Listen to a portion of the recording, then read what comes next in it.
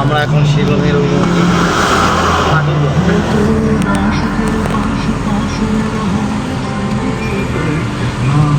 আমরা যাচ্ছি এখন মেঘালয় শিলং শহরে, যেখান থেকে আমাদের খুশবু দিদিমণির ইচ্ছে ডাউকি থেকে বোটিং করবার আর ডাউকি রিভারে এক চুবন দিয়ে ওঠার সেই পথের উদ্দেশ্যে রওনা দিচ্ছি। বলাই বাহুল্য তার প্রথম দাবি শিলং গিয়ে এক বোতল বিয়ার খাওয়া।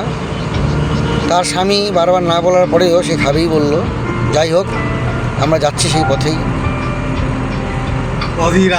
অধীর আগ্রহে বসে আছি কতক্ষণে পৌঁছাবো শিলং। খুশবু ম্যাডাম বিয়ারের ছিপিটা খুলবে, খুলে আধা খেয়ে বলবে খাবো না, তারপর বলবে রুটি খাবো, চিকেন চিলি খাবো, তারপর বলবে সিগারেটের ধূমপান দুটো টান দিব। কথাটা শুনলে আপনাদের হাসি পেলেও পেতে পারে, কিন্তু তার সঙ্গী আরেকজন আছে, সে সঙ্গী দিবে, সে বলবে আমি বিয়ার খাবো না, ঠান্ডা লাগবে। সে খাবে প্যাকের পর প্যাক B7 মদ, সাথে নেভি কাটের হালকা টান। স্বামীর সাথে মিলে ঠান্ডা ওয়াটার নিবে 2 প্যাক খাওয়ার পর। প্রথম 2 প্যাক নর্মাল ওয়াটারই খায়। যাই হোক, সবারই হ্যাঁ। এইবার আমি, আমাদের এক ভাই আছে, আমরা এসব খাই না, আমরা স্ট্রিং খাই, স্ট্রিং এনার্জি ড্রিঙ্ক। তারপরেও কালকে আমাদের জোর জবরদস্তি এক গ্লাস বিয়ার খাইয়ে দিয়েছে, খেয়ে নিয়েছি, সকালে হেগে ফেলে দিয়েছি, আবার চিন্তা নেই।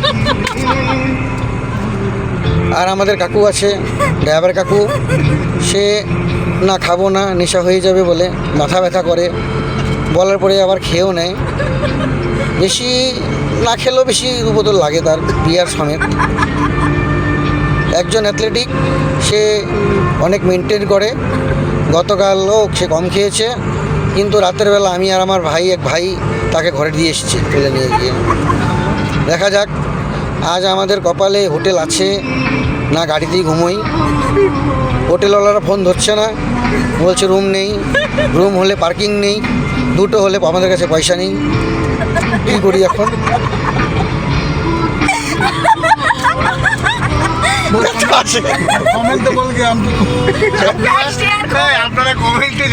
আপনারা কমেন্টে জানান আমরা কোন হোটেল পেলে এবারে এখন গাড়ির পার্কিংও পাবো, রুমও পাবো এবং সস্তায়ও হবে, সব মিলিয়ে। আবার লাক্সারি মদ খেলে যেন গালাগালি না দেয় মালিক, সেটাও দেখতে হবে। আবারও বলছি, আমি আর আমার এক ভাই আমরা খাবো না, বাকি 4 জন খাবে। খাওয়ার পর টপিক আছে, কালকে ধর্ম নিয়ে টপিক হয়েছে, আজকে অধর্ম নিয়ে টপিক হবে রাতের বেলা।